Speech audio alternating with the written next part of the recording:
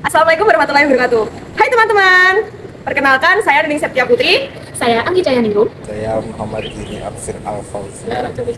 Saya Zulmi Mayasa. Saya Waila Ramadhani. Kami di sini ingin membahas tentang video khitbah. Simak video dari kami. Sering banget ya kita dengar istilah khitbah atau lamaran. Zaman sekarang lamaran itu rasanya jadi momen yang bikin deg-degan dan berbunga-bunga. Tapi jujur, seberapa banyak sih dari kita yang paham betul sebenarnya khitbah itu apa? Dan yang paling penting, apakah setelah khitbah itu kita sudah resmi terikat secara hukum? Nah, yuk kita kupas tuntas bareng-bareng.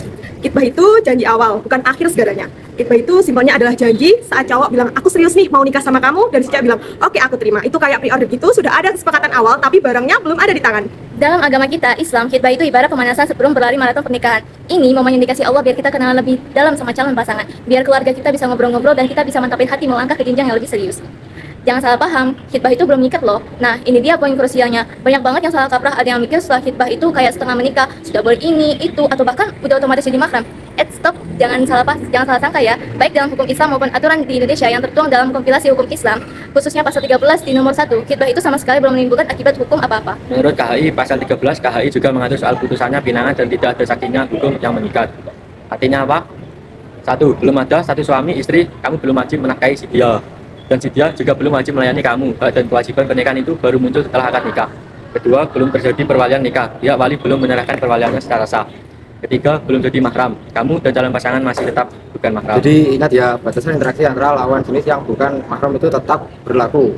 Kita harus menjaga kesopanan dan kepatutan, saling menghormati tanpa ada yang merasa lebih berhak atau mendominasi. Ini penting banget buat menjaga kehormatan dan keadilan. Jadi, ibaratnya kalau kamu sudah janji mau makan siang bareng teman, ya kamu belum makan kan? Belum ada kewajiban bayar makanan atau ngapa-ngapain. Sama dengan khitbah, janji ada tapi status hukumnya belum ada.